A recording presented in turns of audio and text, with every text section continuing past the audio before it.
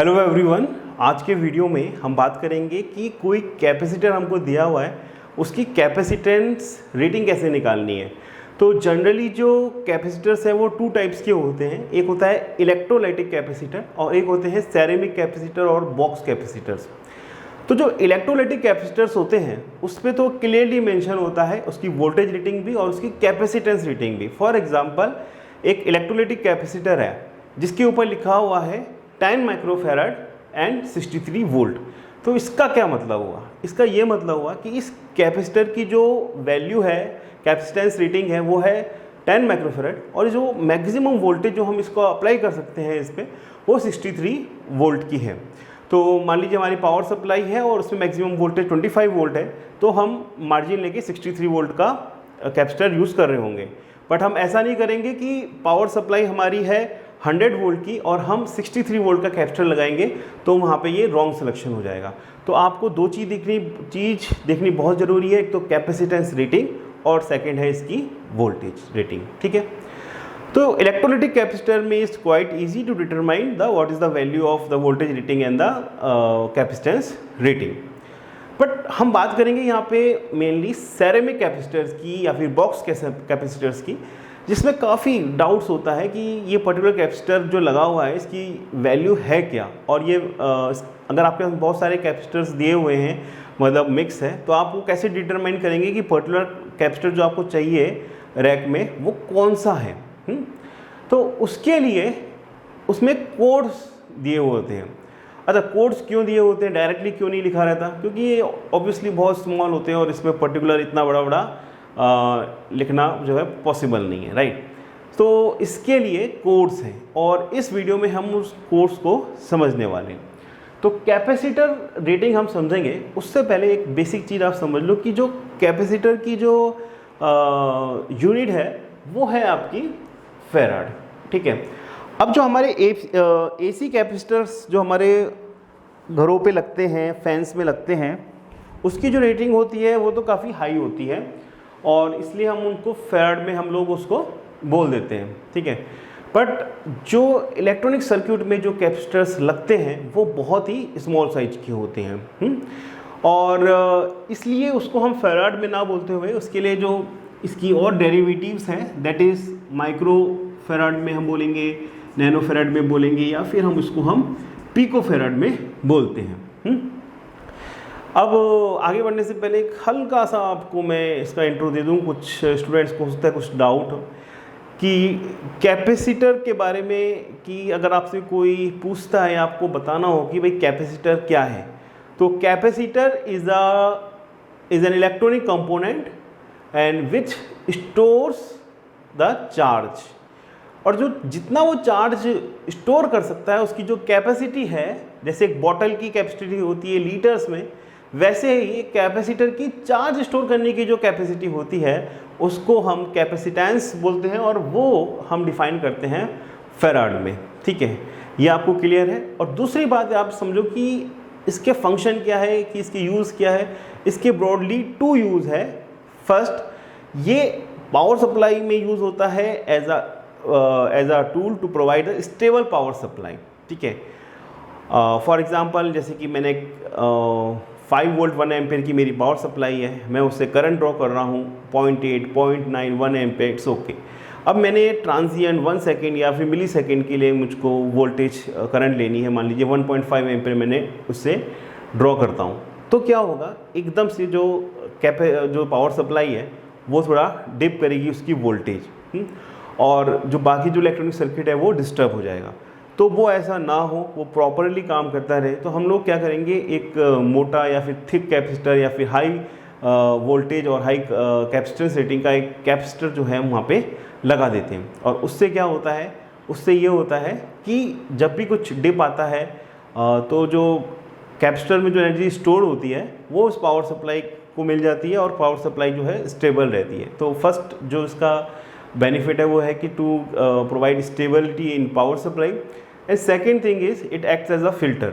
सो कई जो electronics circuitry है, सिग्नल प्रोसेसिंग है, तो सिग्नल्स जैसे मान लीजिए कोई आ रहा है, उसमें पर्टिकुलरली डीसी कंपोनेंट को आपको रिमूव करना है या फिर पर्टिकुलर कोई फ्रीक्वेंसी के सिग्नल्स को आपको रिमूव करना चाहते हैं, ठीक है, तो उसके लिए फ़िल्टर सर्किट होते हैं और उन फिल्टर सर्किट में आपका कैपेसिटर यूज़ होता है। तो it has two uses, one is to provide stability in the power supply and second it used in the as a filter in electronic circuits, ठीक है।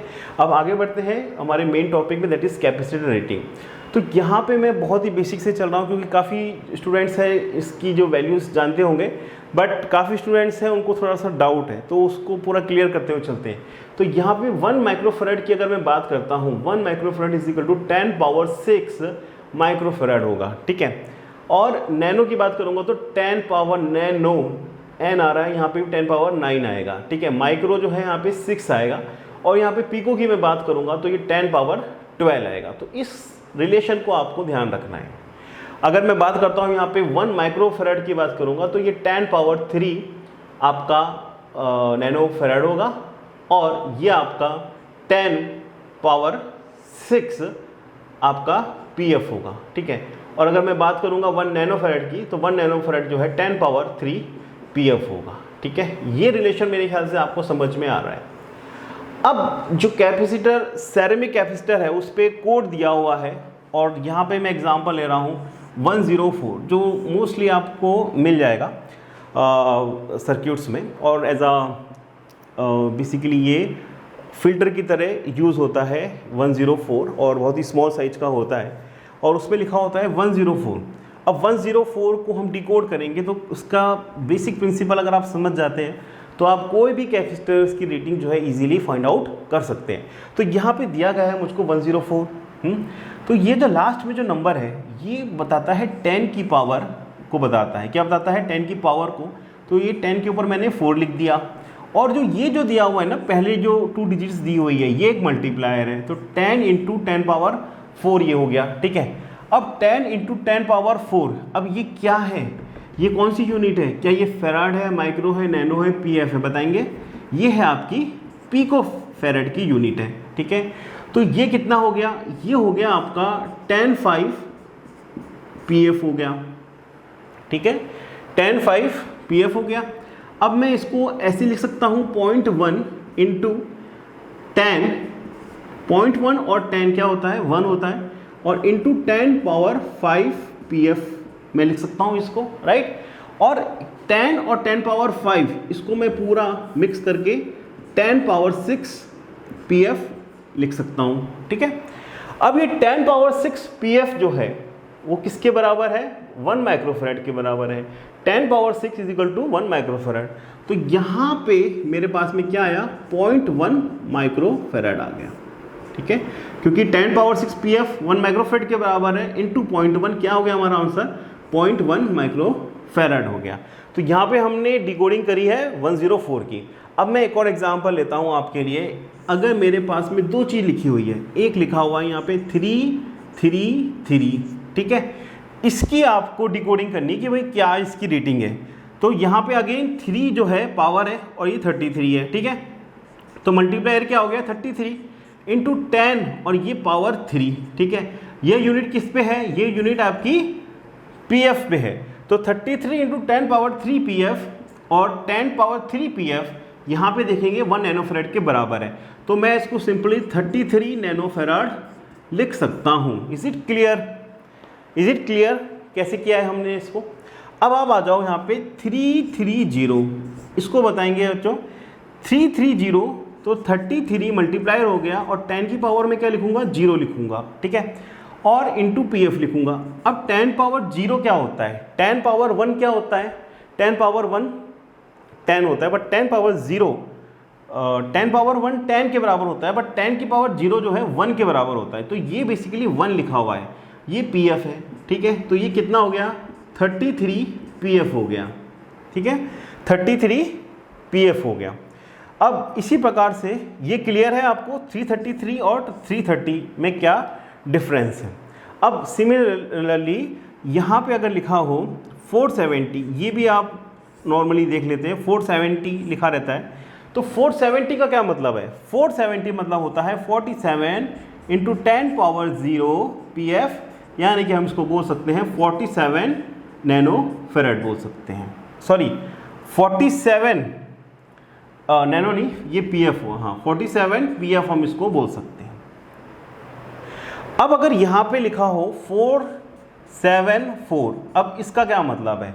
474 का क्या मतलब है? 474 का मतलब है 47 इंटू 10 टू दी पावर 4, और ये यूनिट है हमारी पीएफ में, ठीक है।